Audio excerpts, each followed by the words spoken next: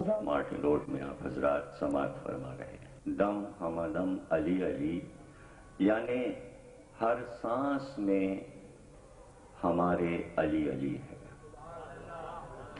یہ عنوان اس لیے انتخاب کیا گیا کہ ہمارے بچوں، جوانوں اور پوری نسل کو یہ علم تو ہے کہ سن 61 ہجری میں واقع کربلا ہوا، لیکن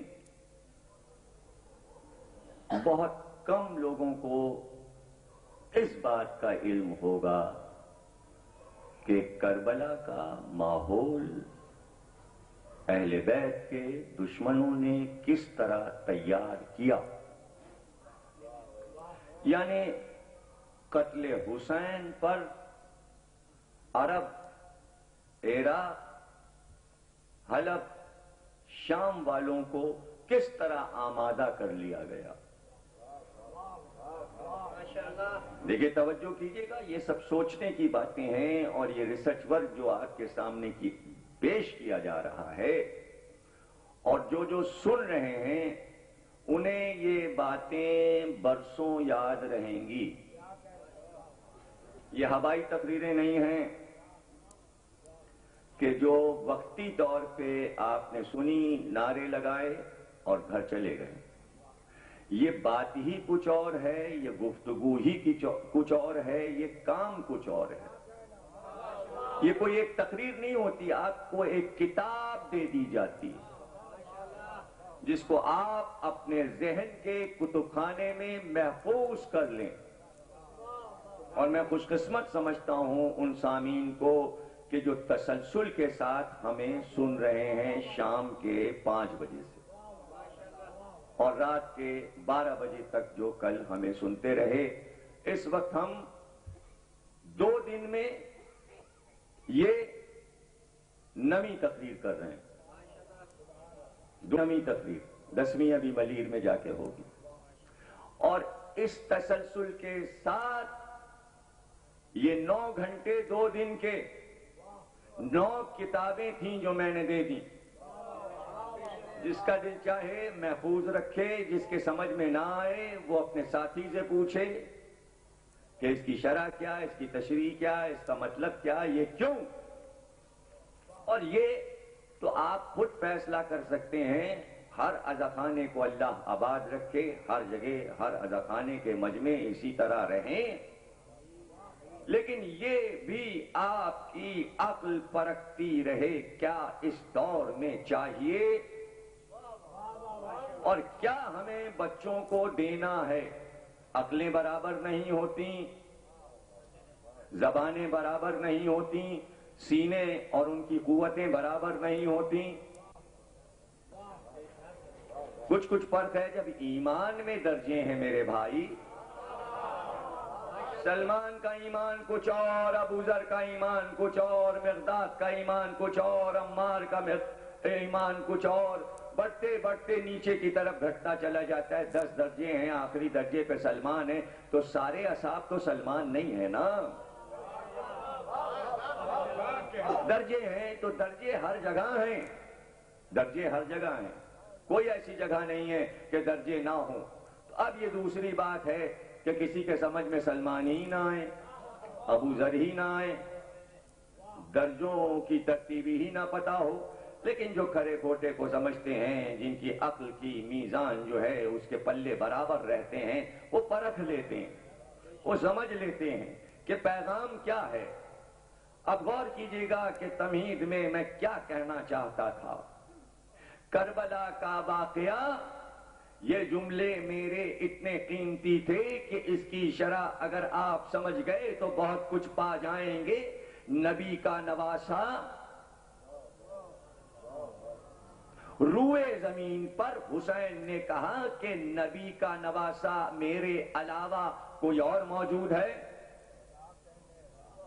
حسین نے اعلان کے ساتھ یہ بات کہی، کوئی اور ہے جو یہ کہہ سکے کہ میں محمد کا بیٹا ہوں؟ پورے روئے زمین پر غور کیا آپ نے ایک اولاد باقی ہو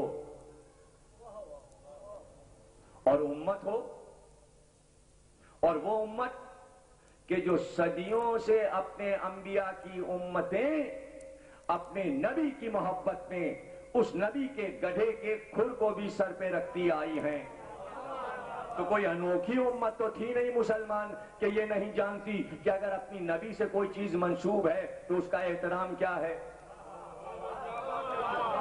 عرب کا کوئی مسلمان یہ کہہ نہیں سکتا تھا کہ ہم حسین کا احترام نہیں کرتے یا ہم حسین کو پہچانتے نہیں یا حسین کی عظمت نہیں جانتے.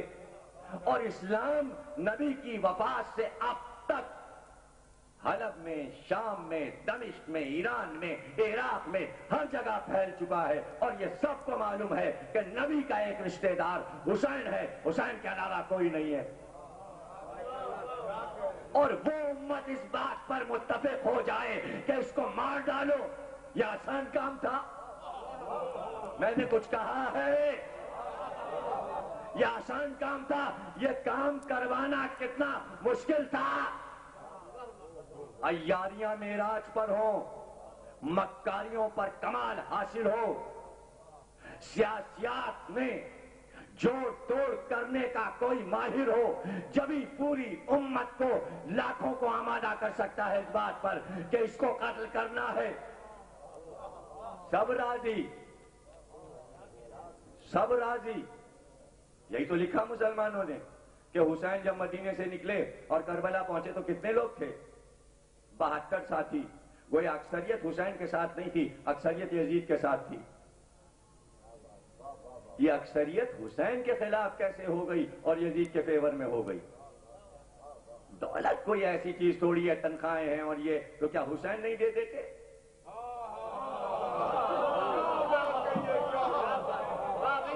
میں دلیلوں سے بات کرتا ہوں. عمر سعد کو جب بلایا گفتگو کرنے کے لیے آپ نے کربلا میں، تو اس نے کہا کہ کیا ملا ہے تم کو؟ کیا ملا ہے تم کو؟ کہا یزید نے ابن زیاد کے ذریعے رے کا پروانہ بھجوایا ہے. کہا کیا قیمت ہوگی ان زمینوں کی؟ کہا اتنی قیمت ہے. کہا اس کے ڈبل کر کے، اس کی دونی قیمت کر کے میرے پاس 9 چشمے ہیں، میں 9 چشمے بیچ کر تجھے دوں گا، اس کی قیمت رے کی زمین سے دونی قیمت ہے، میں تجھ کو دیتا ہوں، تو اپنے ارادے سے بعد آ جا. غریب سمجھا تھا حسین کو کیا؟ 61 ہجری میں شاہ ہست حسین بادشاہ حسین اس دن بیٹے آج بھی ہے.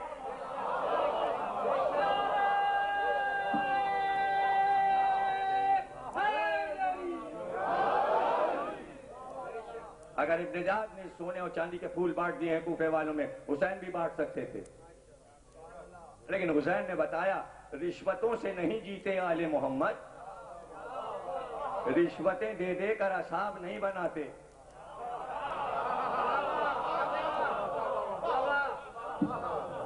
اچھا اس پہ بڑا اعتراض ہے کہ بھائی 72 تھے اور سب رشتہ دار تھے. مجھے معلوم ہے میرے اہل سنت بھائی خود میرے ساتھ ہیں اور وہ آ رہے ہیں اور مجالس سن رہے ہیں مجھ سے قریب ہو کے. یہ شیعہ اگر کوئی اپنی کتاب میں لکھ رہا ہے تو، اور اگر کسی اہل سنت نے لکھا ہے اور کسی اہل سنت بھائی کے دماغ میں یہ بات بٹھا دی گئی ہے کہ اس وقت حسین کے ساتھ اکثریت نہیں تھی، تو میں ہر شیعہ ہر سنی بھائی کے دماغ سے یہ بات اس وقت نکالنا چاہتا ہوں کہ اکثریت اصل میں حسین کی طرف تھی. توجہ کیجیے گا، دلیل لے رہا ہوں. عرب میں سب سے بڑا قبیلہ بنی امیہ کا تھا تعداد میں، اس کے بعد بنی ہاشم تھے. بنی امیہ کے لوگ زیادہ تھے. حضرت عثمان رضی اللہ تعالیٰ عنہ خلیفہ سویم بنی امیہ سے تھے.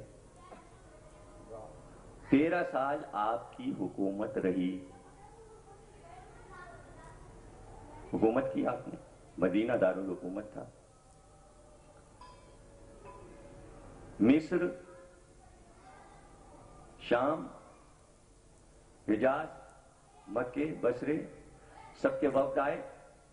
کچھ ان کے مطالبے تھے اور انہوں نے حضرت کا گھر گھیر لیا اور ان کی شہادت واقع ہو گئی. کیا کہا تھا میں نے؟ سب سے بڑا قبیلہ بنی امیہ کا تھا. بنی امیہ کے امام تھے، خلیفہ تھے، سردار تھے. اگر ہر گھر سے ایک ایک بنی امیہ نکل آتا، مجال تھی کہ حضرت عثمان کی شہادت مدینے میں ہوتی. قبیلے کے ایک آدمی نے حضرت عثمان کا ساتھ نہیں دیا اور وہ شہید کر دیے گئے. حسین کے ساتھ سارے بنی ہاشم تھے اور ایک ایک بچہ آیا تھا کہ حسین کی ہم حفاظت کریں گے.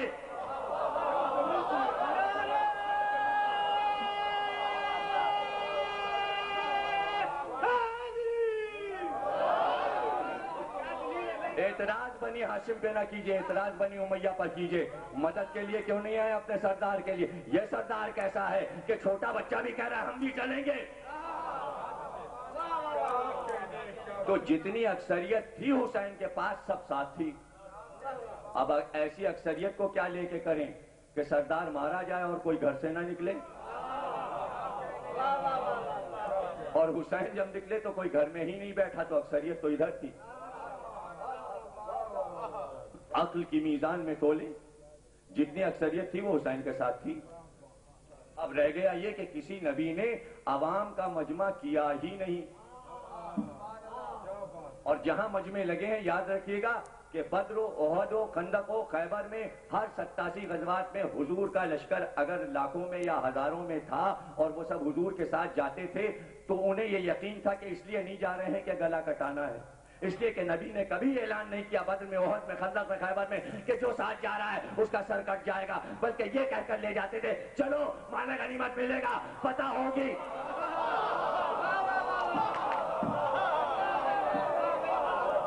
اگر یہ پتا چل جاتا کسی کو کہ احد میں، بدر میں، خندق میں، خیبر میں گردنیں کٹ جائیں گی. ارے حسین کی اکثریت کو دیکھو، مدینے سے نکل کر 6 مہینے تک کہتے رہے وہ چلے جو گلا کٹائے، اور پھر جو بچے تو 72 انہیں یقین کتنا ہے گلا کٹ جائے. قدم نہیں ہٹیں گے. یہاں کہاں یہ یقین ہے کہ مال غنیمت ملے گا اور فتح؟ فیصلہ تو اسی دن ہو گیا. وہاں یہ اعلان تھا کہ چلو نواسہ رسول کو قتل کریں گے، حکومتیں ملیں گی، زمینیں ملیں گی، انعامات ملیں گے. کوئی ایسا تھا کہ جسے انعام نہیں ملا؟ اچھا انعام لیتے تو کیسے لیتے؟ کس بات کا انعام لیتے؟ بھائی توجہ کیجئے گا، انعام کس بات کا لیتے؟ جب قاتل آیا عمر سعد کے پاس، ابن سعد کے پاس، تو اس نے 2 شعر پڑھے. اور شعر کیا پڑھے؟ اپنی سپر کو لے کے پھیلائے ہوئے آیا. جیسے ہی قتل ہوا ویسے ہی سپر لے کر آیا اور کہا ابن سعد میری سپر کو سونے اور چاندی سے بھر دے. اس کو میں نے قتل کیا ہے جو روئے زمین پر سب سے افضل ترین انسان تھا، جس کا نانا محمد تھا، جس کی ماں فاطمہ تھی، جس کا باپ علی تھا. ارے قاتل بھی فضائل پڑھتا ہوا آیا، اس لیے انعام مانگ رہا ہے کہ افضل ترین کو مارا ہے. نہیں غور کر رہے ہیں. دولت بھی اسی بات پہ مل رہی ہے کہ حسین کی فضیلت پڑھ لے. کچھ پڑھ رہا ہو؟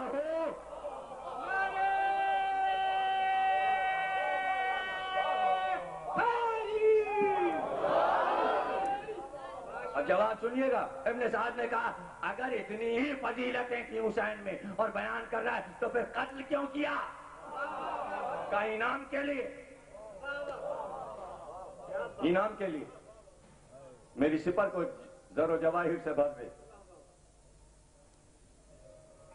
تو یہ جانتے تھے کہ فضیلت کیا ہے.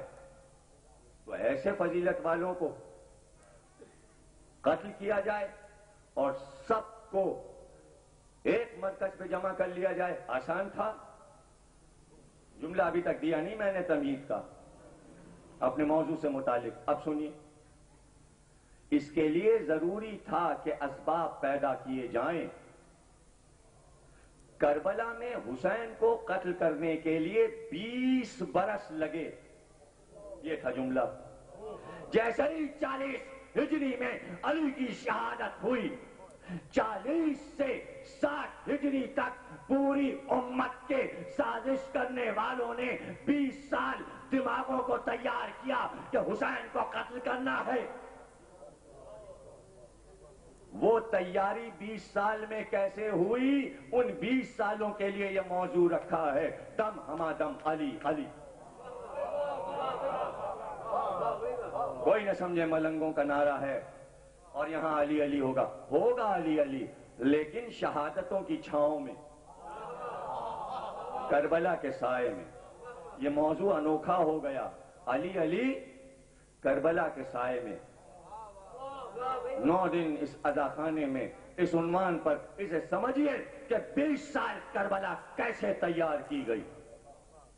آسان نہیں تھا کربلا کو تیار کرنا، 20 سال لگے، 40 سے 60۔ اب کیا کیا جائے؟ 4.5 سال جو علی حکومت کر رہا ہے عرب پر، عراق پر، تو کتنے چاہنے والے ہوں گے علی کے؟ پھر 25 برس جنہوں نے علی سے علم سیکھا ہے تو کتنے محبت کرنے والے ہوں گے؟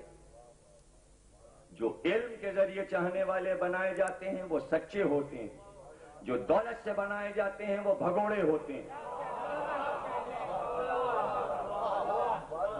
علی نے علم اور ایمان کی قوت سے اپنے چاہنے والوں کی پرورش کی تھی۔ 30 برس بعد وفات نبی، 30 برس وہ علم کی محبت میں آئے تھے پاس، اور علی کی حکومت کے عہد تک وہ لاکھوں میں ہو گئے۔ جیسے ہی علی کی شہادت ہوئی 40 ہجری میں، 30,000 علی کے چاہنے والے اسی سال گرفتار ہوئے، اور ان سے یہ کہا گیا کہ علی سے بیزاری کرو، علی پہ تبرہ کرو۔ 30,000 نے انکار کر دیا۔ 30,000 کو شام کے حاکم نے 30,000 کو یوں قتل کیا، کسی کے ہاتھ پیر کاٹے، کسی کی گردن کاٹی، کسی کو زندہ قبرستان میں گاڑ دیا، کسی کو پیڑ پہ لٹکا دیا، کسی کی ٹانگیں چیر دی، یوں 30,000 کو قتل کر دیا گیا۔ اس کے بعد زیاد ابن ابی یعنی عبداللہ ابن زیاد کے باپ کو بصرے سے کوفے تک کا انچارج بنا دیا گیا۔ صرف اس بات پر ڈیوٹی دی گئی جو علی علی کرے اسے قتل کر دیا جائے۔ 2,30,000 آدمی زیاد ابن ابی نے وہ قتل کیے جو علی علی کہا کرتے تھے۔ 2,30,000۔ 20 برس میں اگر اس اکثریت کو نہ قتل کیا جاتا تو کربلا کیسے ہو؟ ہائے ہائے ہائے! اگر یہ 2,30,000 اور وہ 30,000 تو 2,60,000 مدینے سے 28 رجب کو حسین کے ساتھ نکلتے تو لشکر حسین کا ہوتا 2,60,000 72 کا، تو پھر یزید کا لشکر ٹھہر سکتا تھا؟ مادی نقطہ نظر سے یوں بھی کہاں ٹھہر سکتا تھا عباس کے سامنے؟ لیکن اگر مادی قوت کی بات تاریخ کرتی ہے تو بھائی چن چن کر اور بلا کر کہا جاتا علی سے بیزاری کرو۔ بڑی نازک گفتگو ہے، خدا کرے کہ اس کی اندرونی علمیت کو آپ پا جائیں جو بات میں کہنا چاہ رہا ہوں۔ بڑے نازک مسائل ہیں، میں تمہید میں سمجھا دوں۔ لوگ سمجھ رہے تھے بڑا آسان موضوع ہے، علی علی ہو جائے گا، اپنا 1 گھنٹہ گزر جائے گا۔ بڑا سخت موضوع ہے میرے بھائی، پڑھنا بہت مشکل ہے۔ اگر یہ رخ نہ ہو تو بہت آسان ہے موضوع۔ جو رخ میں نے چنا ہے، میں خود مصیبت میں اپنے کو ڈالتا رہا ہوں منبر پر، صرف آپ کی محبت میں کہ آسان روٹ سے نہ لے جاؤں جنت کے دروازے تک۔ پھر مزہ کیا سفر میں اگر کچھ پریشانیاں نہ ہوں؟ بھائی اس وادی سے گزر گئے جہاں نہریں اور چشمے ہیں اور پھر پہنچ گئے منزل پر تو کیا بات ہو گئی؟ ریگستان سے چلے، پانی مل نہیں رہا، کھانا نہیں مل رہا، پھر بھی صحیح و سلامت اپنے ایمان کو محفوظ رکھتے ہوئے منزل پہ پہنچے تو فاتح کہلائے. دیکھا کن کٹھنائیوں سے گزر کر آ گئے ہم، اور آ گئے تو کم از کم یہ کہہ تو سکیں آپ فرشتوں سے کہ بھائی کیا ہے، ایک پرواز کی یہاں سے وہاں پہنچ گئے، ہم کو دیکھو ہم کیسے تھکے ہوئے آ رہے ہیں علی علی کرتے ہوئے.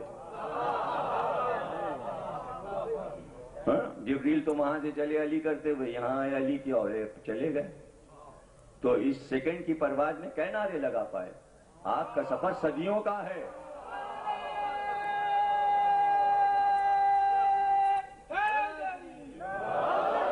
آپ کا سفر ایک ایک سانس اگر گنی جائے تو فرشتے جو ہیں ان کے دم رک جائیں سانسیں گنتے گنتے کہ کتنی بار علی علی کہا ہر سانس میں، دم ہما دم علی علی، ہر سانس میں علی علی.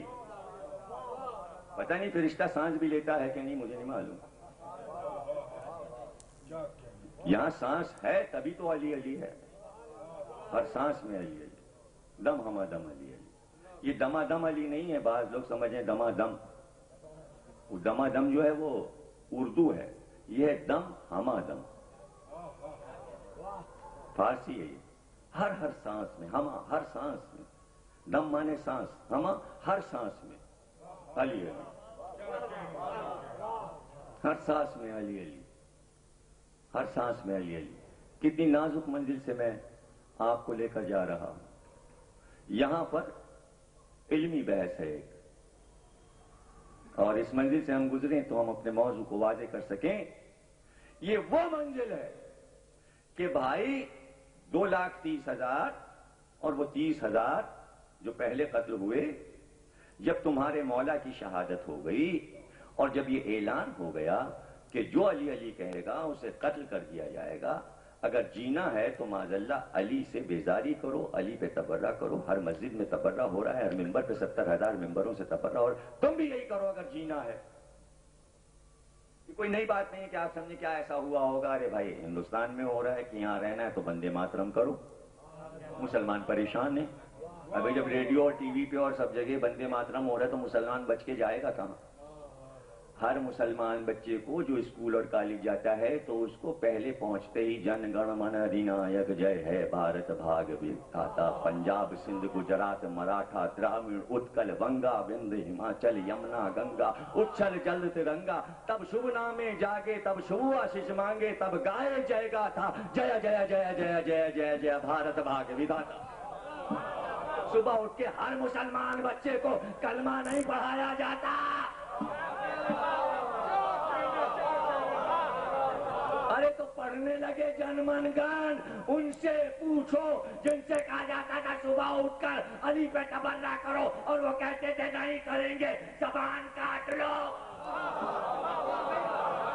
ان کی داستان ہے اس موضوع میں. تو کیا کہنا چاہ رہا ہوں، تو کیا یہ نہیں کر سکتے تھے ہندوستانی مسلمانوں کی طرح؟ امریکہ اور یورپ میں بسنے والے مسلمان جاؤ جاؤ ڈسکو کرو، جاؤ شرابیں پیو، جاؤ حرام گوشت کھاؤ. امریکہ میں رہ رہے ہو، یورپ میں رہ رہے ہو، اب کہاں شریعت چلے گی؟ جو پرانے یہاں کے گئے وہ شریعت چلا لے، ڈھونڈتے پھریں کہاں حلال گوشت ہے. ورنہ یہودی کے ہاتھ کا کھاؤ، یا عیسائی کے کہا اگر گوشت کے شوقین ہو تو جو بازار میں مل رہا ہے وہ کھاؤ. یہ ظفر صاحب سامنے بیٹھے ہوئے کبھی نہ کبھی جہاز پہ ہوتے ہیں، کسی یورپ کے ملک میں اترے ہوئے، کبھی امریکہ کے ملک میں اترے ہوئے. یہ بتائیں گے آپ کو اگر ان سے پوچھیں گے، یا جو ہو آئے انہیں معلوم ہے کہ بہت کم دکانیں ہیں حلال گوشت کی. اور وہاں جب مولوی پہنچتا ہے مجلس پڑھنے والا تو یہی مسائل پیش کیا، صاحب اس پہ پڑھیے گا حلال گوشت حرام گوشت. یعنی وہاں کی مجلسوں کے موضوع کچھ اور ہیں، یہاں کی مجلسوں کے موضوع کچھ اور. جہاں شرط بدلی موضوع بدلا. ہر ایک جگہ مسلمانوں کے مسائل الگ الگ ہیں. تو ذرا آپ خود سوچئے بھائی، جیسا دیس ویسا بھیس. تو علی والوں جب علی ہی کی شہادت ہو گئی، اب کون قوت اور طاقت تمہیں دے گا؟ اب تمہیں یہ کرنا چاہیے کہ قرآن میں حکم ہے کہ تقیہ کر لو، اگر جان بچانا ہے تو تقیہ کر لو. تو یہ 2,60,000 جو مارے گئے اس بری طرح سے بعد شہادت علی 20 برس میں 40 ہجری سے 60 ہجری تک اگر تقیہ کر لیتے تو بچ جاتے. کتنا نازک علمی مسئلہ آ گیا، یہ سمجھا رہا تھا آپ کو. ایمان چھپا لیں اور زبان سے یہ کہتے ہیں ہاں علی سے بیزاری ہو گئی.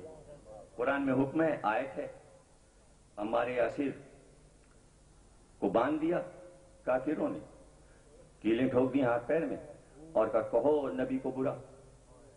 ऑल फॉल बकने लगे अम्मार।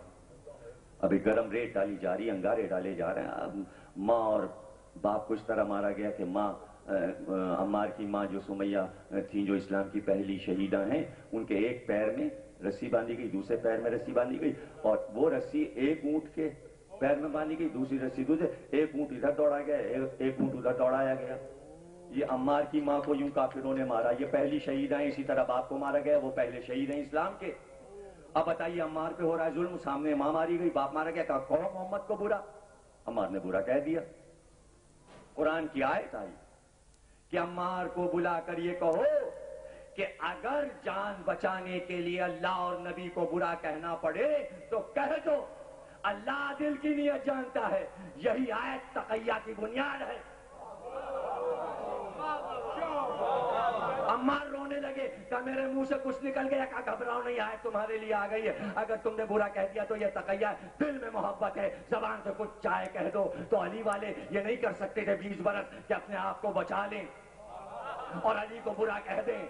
ये 2,60,000 कितने बहादुर थे कि अगर आज तक़ैया कर लिया तो अली अली का नाम मिट जाएगा, सब तक़ैया में चला जाएगा।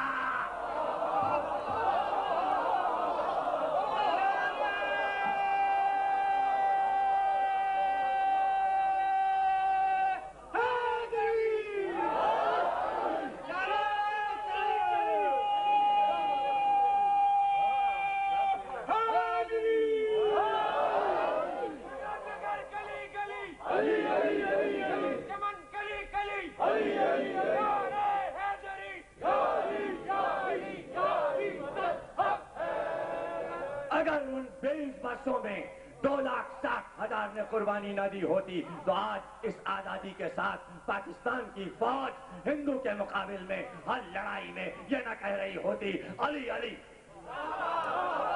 मैं आपकी बात नहीं कर रहा हूं कि हिंदू फौज को कहना पड़ा, हर तरफ कोई ना कोई सवार नजर आता था, वो भी मौजिज़े देखने लगे।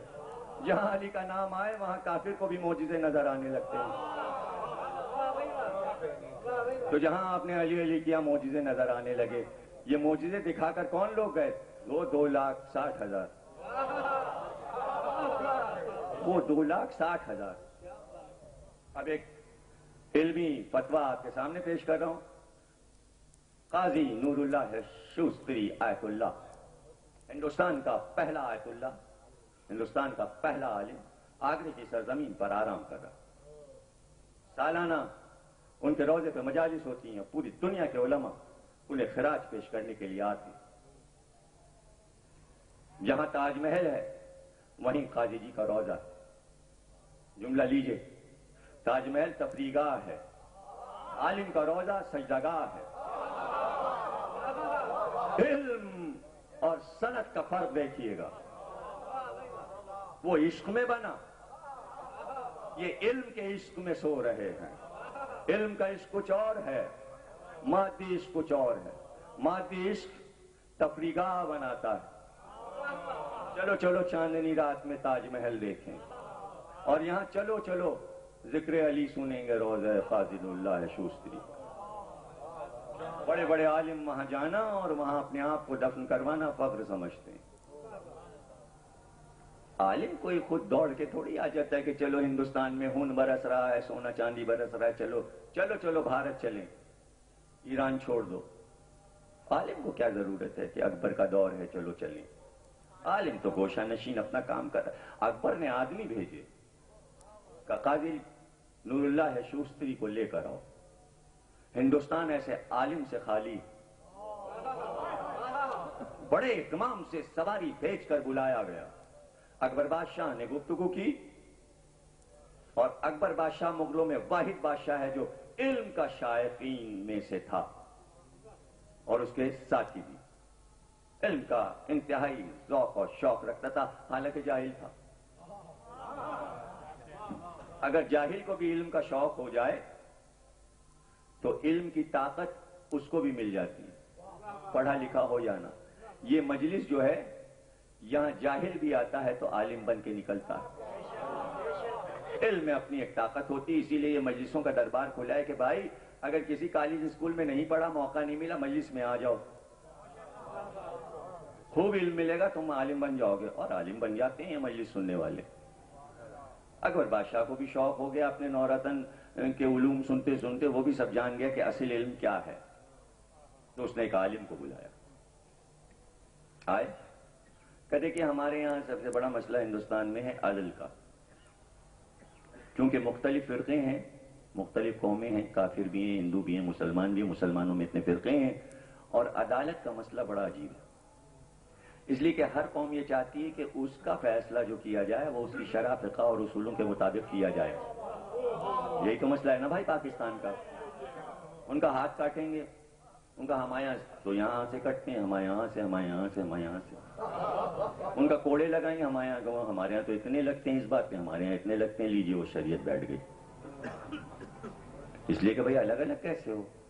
جو بٹھایا جائے گا وہ ایک ہی شریعت جانتا ہوگا.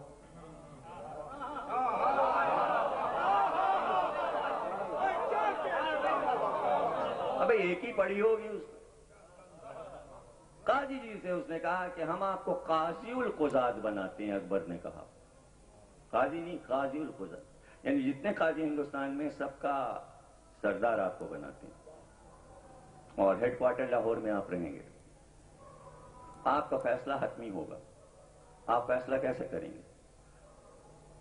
انتہائی انکسار کے ساتھ آپ نے کہا کہ جب حنفی آئے گا تو اس کی فقہ سے کریں گے، جب حنبلی آئے گا تو اس کی فقہ سے کریں گے، جب شافعی آئے گا تو اس کی فقہ سے کریں گے، جب مالکی آئے گا تو اس کی فقہ سے کریں گے، جب جعفری آئے گا تو اس کی فقہ سے کریں گے. کہا آپ کو ہر فقہ پہ عبور ہے؟ کہ صرف ہر فقہ پر نہیں، ہر ادیان پر.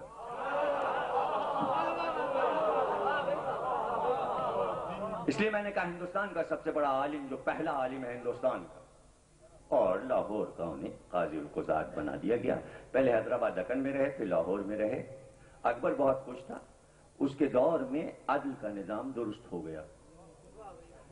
یہ کس دعوے پر کہہ دیا قاضی جی نے؟ وہ دعویٰ تو قاضی جی بتا دیں. ایک بار اصحاب کو مخاطب کیا رسول اللہ نے، کہا اگر علی کو تم نے اپنا قاضی بنایا تو یاد رکھنا کہ اگر مسند قضا بچھے تو علی مالکی کا، علی ہر فقہ کا فیصلہ اس کی فقہ سے کریں گے، اس کے عقائد کے مطابق کریں گے.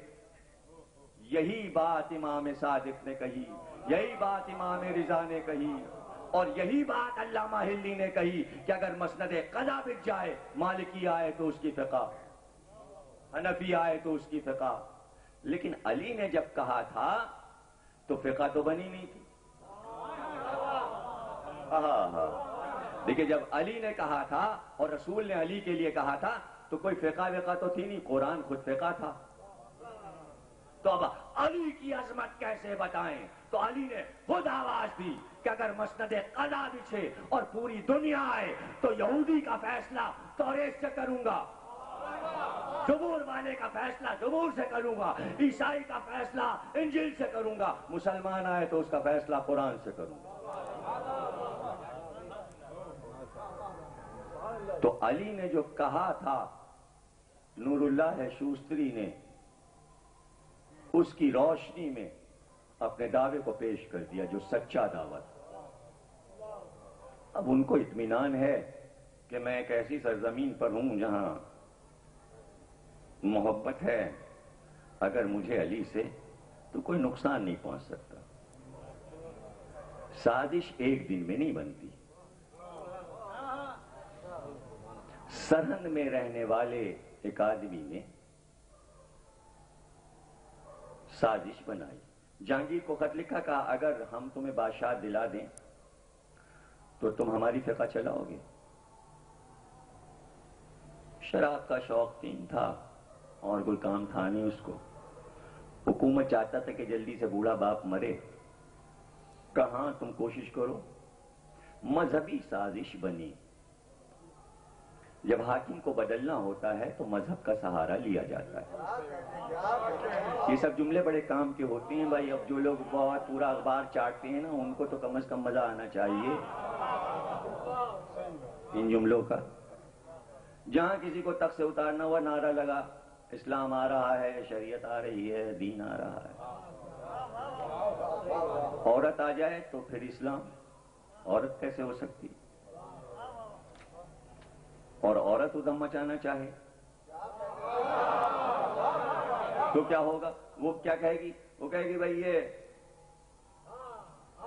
بنیاد پرست ہیں, بنیاد پرست. آج تک عوام کو نہ پتہ چلا یہ بنیاد پرستی کیا ہے. یہ بنیاد پرستی اس کو کہتے ہیں کہ جو علی علی والوں کو قتل کر رہے تھے وہ سب بنیاد پرست تھے. اس سے زیادہ میں معنی کیا بتاؤں. یہودی بھی آج بنیاد پرستوں سے ڈر رہا ہے. ترجمہ کر دوں بنیاد پرستی کا, یعنی مذہب میں جنہیں جنون طاری ہو چکا ہو کہ یہ بھی کافر, وہ بھی کافر, یہ بھی کافر, وہ بھی کافر, تو ہر جگہ دین کا سہارا حکومت پانے کے لیے. تو وہاں بھی جہانگیر نے اوکے کر دیا. نام میں جان کے نہیں لے رہا ہوں اس کا. اگر دیکھنا ہے تو میری ہی کتاب شعراء اردو شعری پڑھی ہے کہ جو 1000 صفحے کی کتاب ہے, اگر اس میں ڈھونڈ لیجیے گا تو کہیں پڑھ لیجیے گا, پہلے دوسرے چیپٹر میں ہوگا نام. ہر چیز تو نہیں میں بیان کر سکتا. وعدہ ہو گیا. اور جیسے ہی تختہ الٹا تو پہلا کام یہ ہوا کہ اکبر نے جسے سر چڑھایا تھا ان سب کو قتل کیا جائے. ارے میں 20 برس کی سنا رہا تھا علی علی کا قتل. یہ میں کون سی صدی بتا رہا ہوں؟ یہ ہندوستان ہے یا آگرہ؟ صدیاں گزر چکی ہیں اسلام کو. اکبر کو آئے ہوئے 300 برس گزرے ہیں, 14 میں سے 300 ہٹا لیجئے. کہ بھئی کون کون تھا علی والا اکبر کے ساتھ؟ کا بیرم خان, سر کاٹ دو. اور کون تھا علی علی کرنے والا؟ کا فیضی, سر کاٹ دو. اور کون تھا؟ کا ابو الفضل, سر کاٹ دو. اب کون بچا؟ کا قاضی نور اللہ شوستری. کہ یہ کیا کرتے ہیں؟ کہ یہی تو سب سے زیادہ علی علی کر رہے ہیں. کیا کر رہے ہیں یہ احقاق الحق لکھ رہے ہیں. کیا لکھ رہے ہیں اس میں؟ کوئی آدمی جائے شاگرد بن کے اور صفحے چورا کے لائے کہ اس میں کیا لکھا جا رہا ہے. کوئی گیا مقرب بنا, شاگرد بنا, صفحے چورائے لایا, بادشاہ کے سامنے پیش کیا گیا. یہ کیا ہے ذرا پڑھ کے سمجھاؤ. کوئی اور پورے 2.25 مہینے میں آپ کو یہ باتیں بتائے گا نہیں. میں آپ کو علم کے راستے سے کہاں پہنچا رہا ہوں. جو اب کہنے جا رہا ہوں یہ بڑا سا بڑا عالم ممبر سے نہیں پڑھ سکتا, اس لیے کہ اس کو پڑھنا آسان نہیں ہے اور سب کی معلومات نہیں ہے. ایک کتاب علامہ ہلی نے لکھی تھی جو ہمارے بڑے عالم ہیں, انہوں نے لکھی تھی. اس کتاب میں قرآن کی آیتوں سے یہ ثابت کیا تھا کہ علی بلا فصل خلیفہ ہیں. ایک عالم نے اس کتاب کی رد میں کتاب لکھی ابطال باطل. اس عالم کا نام تھا روزبہان, اور اس نے اس کتاب کی رد لکھی کہ علی بلا فصل خلیفہ نہیں ہے. اس کتاب کا جواب احقاق الحق کے نام سے قاضی نور اللہ شوستری نے لکھا کہ قرآن کی 300 آیتوں کے علاوہ 3000 آیتیں ایسی ہیں اور 5000 حدیثیں ایسی ہیں جس سے ثابت ہے کہ غدیر سے اب تک علی ایک ہیں. کتاب پوری ہو چکی تھی. کتاب کی عظمت بتا دوں, کتاب کا 1/4 حصہ جب نجف اور قم میں پڑھا لیا جاتا ہے تو آدمی مجتہد بنتا ہے. احقاق الحق کا 1/4 حصہ پڑھ کر مجتہد بنتا ہے. اگر چاروں حصے پڑھ لے تو کتنا بڑا عالم ہوگا. پتہ چلا اجتہاد کی بنیاد بھی علی علی ہے. جہاں مجتہد علی علی نہ کرے اسے مجتہد نہ سمجھیے گا.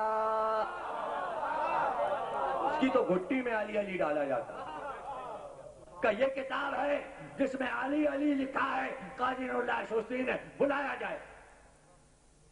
کہ آپ علی سے بیزاری کرتے ہیں؟ کہا نہیں.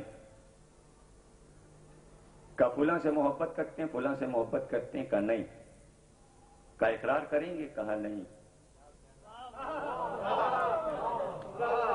تنہا اور دربار بھرا ہوا، جلاد تلواریں اور تازیانے لیے ہوئے. آدھی رات کو بلایا گیا تھا، نماز شب پڑھ رہے تھے اس وقت جب درباری آدمی لینے آئے. جو چھوٹے سے تھے ایران میں، تو قاضی شریف ان کے والد تھے. تو بچپن میں آپ کے ہاں بھی بچے سے کہتے ہیں لو بیٹا یہ ربا یاد کر لو، پتھر پہ علم دین کا گاڑا، اس میں 4 مصرے سے شروع کراتے ہیں. کھیلتے کھیلتے باپ کے پاس گئے، باپ نے 4 مصرے لکھ کر بیٹے کو دے دیے فارسی میں، کہا اسے یاد کر لو. اب جو پڑھا تو اس میں لکھا نا، بیٹے دل یہ چاہتا ہے میرا کہ مثل شمع جیو تم، مثل شمع جیو تم، اور حسین کی محبت کی شمع بن جاؤ. اور جس طرح صبح ہونے سے پہلے شمع کی لو کو خنجر سے کاٹ کر بجھا دیتے ہیں، اگر حسین کی محبت میں تیرا سر بھی شمع کے لو کی طرح کٹ جائے تو شریف خوش ہو جائے گا. بچپن میں جب یہ ربائی یاد کی ہو، یوں علی والے اپنے بچوں کو درس دیتے. آج بوڑھے ہو گئے، بچپن کا درس نہیں بھولے. نماز شب پڑھ رہے تھے کہ کارندہ آیا، کہ دربار میں بلاوا ہے. کہ ٹھہرو. ایک کاغذ لیا، اس پہ ایک پیغام لکھا، کیا آپ کا اذن ہے کہ میں دربار میں چلا جاؤں؟ کاغذ کو ایک اینٹے میں لپیٹا، اس کاغذ کو میں اینٹے کے آسمان کی طرف اچھالا. کاغذ اوپر گیا، پھر گرتا ہوا واپس آیا. پلٹ کر دیکھا تو اس کے پیچھے لکھا تھا، قاضی میری راہ میں آج اگر چلے گئے تو ہندوستان میں ہمیشہ علی علی ہوتا رہے گا. کہاں لے آیا آپ کو؟ روک سکتا ہے کوئی اس بر صغیر کی سرزمین پر ایک قربانی؟ ہم ایسوں کو یاد کریں گے 9 دن کہ جنہوں نے ہم تک اس علی علی کو پہنچا دیا. ان کو خراج، ان کو سلام. چلے جاؤ، ہماری راہ میں چلے جاؤ. اٹھے اور بڑے فخر کے ساتھ اٹھے. کا جو کہہ رہے ہو اور جو لکھا ہے انجام معلوم ہے. زبان کاٹ لی جائے گی، گدی سے زبان کھینچ لی جائے گی. کا وہ میسم کے ساتھ بھی ہوا تھا. کا خاردار دروں سے زخمی کیا جائے گا. کہا وہ کمبر کے ساتھ بھی ہوا. سب کا حال پڑھوں گا. ہر علی علی کرنے والا کیسے شہادت پا گیا. جنہوں نے نہیں سنا وہ رچ کے سنیں اور سینے پہ لکھ لیں. اور گھبرائیں نہ، پریشان نہ ہوں، محافظ موجود ہے، لاوارث نہیں ہیں آپ. اور ایک دن آپ دیکھیں گے کہ جو آج آپ کو علی علی کرنے پر ٹانس کرتے ہیں، ایک دن یہ آپ کے قدموں میں علی علی کرتے آئیں گے. ارے پاکستان پر ایک صدی تو گزرے، 50 برس پہ اترائے پڑے ہوئے کہ ابھی ہے اور نہیں ہے، اور نہیں ہے رہے گا کہ نہیں رہے گا. ایک صدی ہونے دو، پھر دیکھنا کہ روئے زمین پاکستان کا علی علی سے گونج رہا ہوگا. یہی تو خطرہ ہے، اس لیے تمہیں روکا ہوا.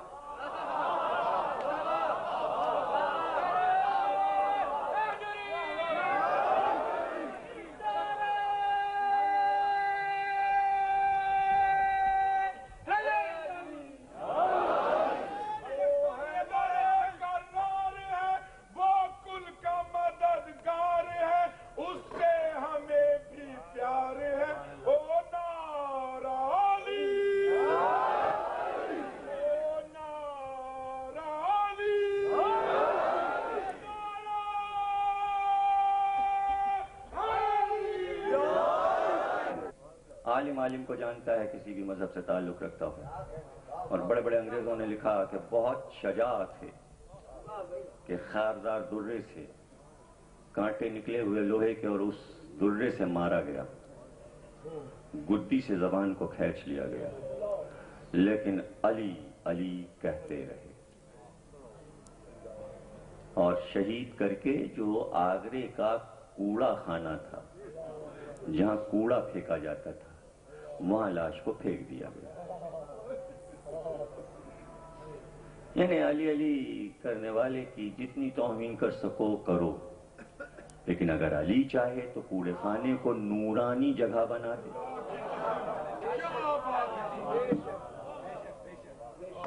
اور جہاں تک میرے ساتھی تقریریں سنتے ہوئے چل رہے ہیں اور تبصرہ راستے میں ہوتا ہے تو وہ گواہی دیں گے کہ جہاں علی کا ذکر ہوتا ہے وہیں فوراً سیدہ کا ذکر بھی ہو جاتا ہے۔ کل سے آج تک آپ ہر تقریر میں گواہی دیں گے نا، لاشا پھینک دیا گیا۔ ایک ایرانی سوداگر گوالیار میں ٹھہرا ہوا تھا، اپنی تجارت کے سلسلے میں وہ رات کو سو رہا تھا۔ وہ بیان کرتا ہے کہ میں رات میں سویا تو میں نے خواب دیکھا، ایک بی بی سیاہ پوش آئیں اور کہا کہ سوداگر، تجھ کو پتہ ہے کچھ دور پر تجھ سے جہاں تو سو رہا ہے وہیں ایک میرا بیٹا قتل کیا ہوا پڑا ہے، اس کا لاشا۔ جملہ یاد رکھیے گا، لکھ لیجئے تاریخ میں، زہرا نے حسن اور حسین کے بعد صرف دو کو بیٹا کہا ہے، ایک عباس کو اور ایک قاضی نور اللہ شوستری کو۔ جو فخر عباس کو حاصل ہے، میرے بیٹے کا لاشا پڑا، جاؤ اسے دفن کرو۔ قاضی نور اللہ شوستری کو سوداگر نے دفن کیا۔ آج شاندار روضہ بنا، اگر کبھی جانا ہو تو آپ دیکھیں گے کہ اب جو روضہ بنا ہے تو ایک رخ پہ جائیں گے تو ایک طرف سے آپ کو نجف لگے گا، دوسری طرف جائیں گے تو کربلا۔ دو نقشوں کو انجینئر نے ملا دیا، ایک طرف سے کربلا معلوم ہوتا ہے، ایک طرف سے نجف۔ اور صبح 6 بجے سے مجلسیں شروع ہوتی ہیں تو رات کے 12 بج جاتے ہیں، روضے پر ذکر علی ہوتا رہتا ہے۔ ایسا کوئی مرے تو جو اپنی قبر پر علی علی کروا لے۔ اس جملے کا لطف نہیں لیا، ہر علی علی کرنے والا مرا تو شاید یہ عہد لے کر زمین سے مرا ہے کہ ہم جب تک یہاں گڑے ہوئے ہیں اور قبر ہماری ہے علی علی ہوگا، چاہے وہ شاہ عبداللطیف ہو یا بس قلندر ہو یا عبداللہ شاہ غازی ہو، نظام الدین اولیاء ہو۔ ارے جا کے دیکھو ہر قبر پر دمامہ دما دیا۔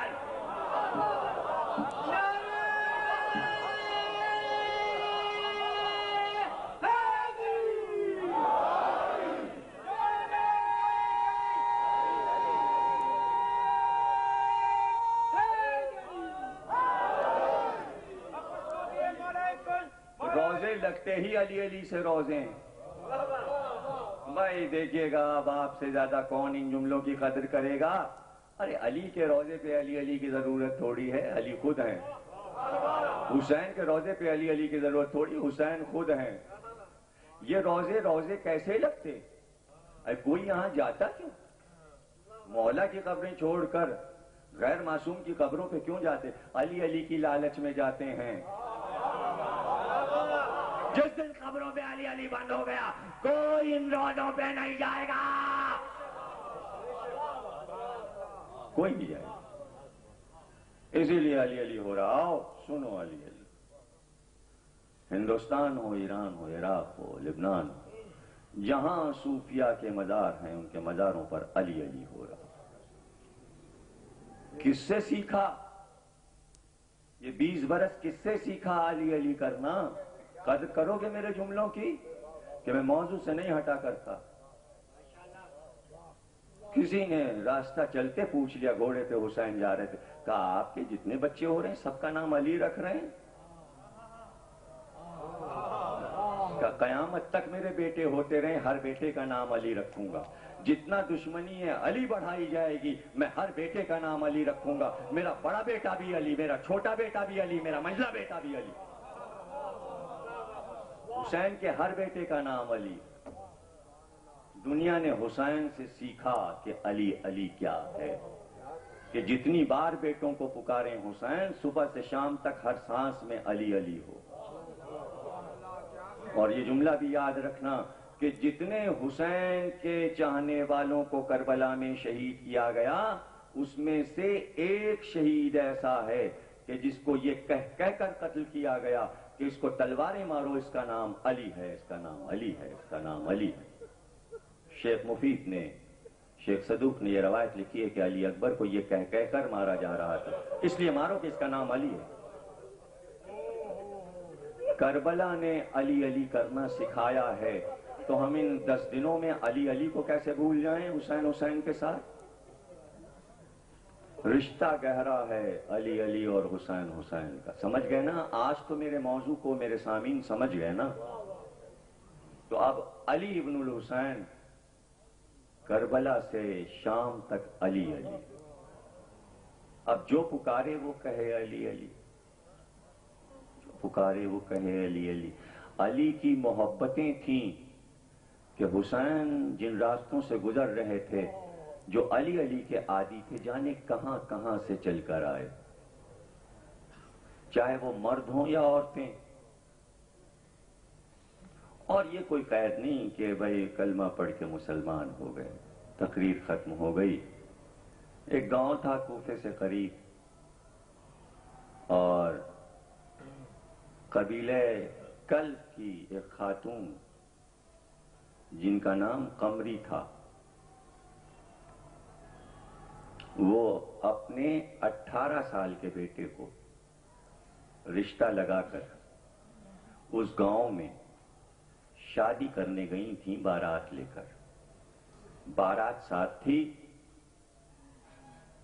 اور بیٹے کا نام تھا وہب کلبی۔ ماں نے سہرا باندھا،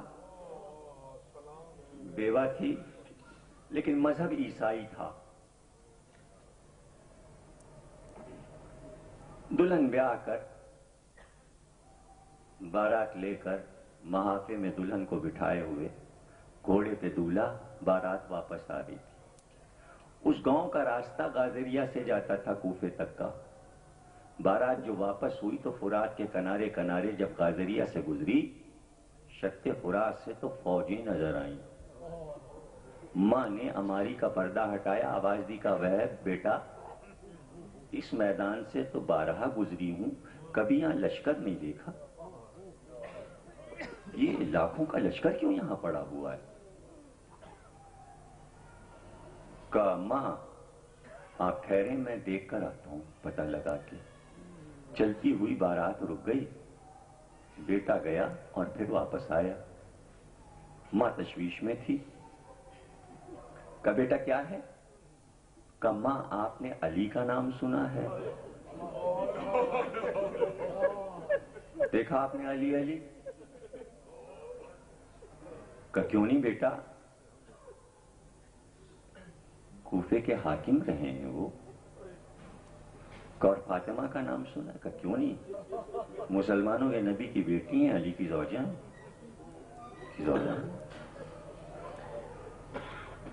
کہ ان کا ایک بیٹا سلامت ہے جس کا نام حسین ہے؟ کہا ہاں میں نے دیکھا ہے کوفے میں، دونوں بھائیوں کو دیکھا ہے، حسن کو بھی حسین کو بھی سواری نکلتے دیکھی، میں واقف ہوں حسین۔ وہ تو مدینے میں ہے نا؟ کہ نہیں وہ اس میدان میں ہے۔ کہ کیوں کیا ہوا؟ کہ یہ جو لشکر آپ کو نظر آ رہا ہے اس نے حسین کو گھیر لیا، وہ نرغہ اعظم میں گر گئے ہیں، لشکر ان کے قتل کا سامان کر رہا ہے۔ پریشان ہو گئی، عیسائی تھی، دلہن بیاہ کے لا رہی تھی، بیٹا ایک لوتا تھا، 18 برس کا بیٹا تھا۔ ایک بار کا بیٹا سواری کا رخ موڑو، بیٹا کون کون ہے حسین کے ساتھ؟ کہا یہ سنا ہے کہ حسین کی بہن زینب بھی ساتھ ہے۔ کہا ارے میں نے زیارت کی ہے، میں کوفے میں علی کے گھر گئی ہوں، شہزادیوں کو دیکھا ہے، کیا جلال ہے، چلو میں زیارت کروں گی، کسی طرح اس لشکر کے حصار سے مجھے نکال دو۔ یعنی کس راستے سے درختوں کے پیچھے سے لیتا ہوا ماں کو، وہب اور اپنی زوجہ کو خیمے کے قریب پہنچ گیا۔ حسین نے دیکھا، کہا کیا بات ہے؟ تعارف کروایا وہب نے اور بتایا کہ شادی کر کے آ رہا ہوں اور دلہن ساتھ ہے، لیکن میرے ماں قمری کی یہ خواہش تھی کہ وہ زینب کی زیارت کرے۔ ایک بار حسین نے کنیزوں کو آواز دی، کا فردا پردہ ہٹا دے، اس کو زینب کے پاس پہنچا دے۔ قمری بی بی کے خدمت پہ پہنچ گئی، وہب کی زوجہ وہاں پہنچ گئی جہاں کبرا اور سکینہ ہے. اللہ کیا قسمت ہے. اور عاشور کی لڑائی چھڑ گئی. مختصر کیا لیکن روئیں گے آپ. واقعہ ہی ایسا ہے. جب میں پڑھتا ہوں تو دل تڑپ جاتا ہے. بار بار ماں کہتی ہے بیٹا تو نے دیکھا کیسا لوگ حسین پر سے اپنی جان کو قربان کر رہے ہیں. کیا بچے کیا جوان, عجیب جذبہ ہے. بیٹا تو بھی قربان ہو. اب تیرا بیاہ, تیرا صحرا, تیری دلہن, بس اب یہی میرا بیاہ اور شادی کا ارمان ہے. میری بات ہو گئی ہے شہزادی سے. میں سب سمجھ گئی ہوں. میں سب سمجھ گئی.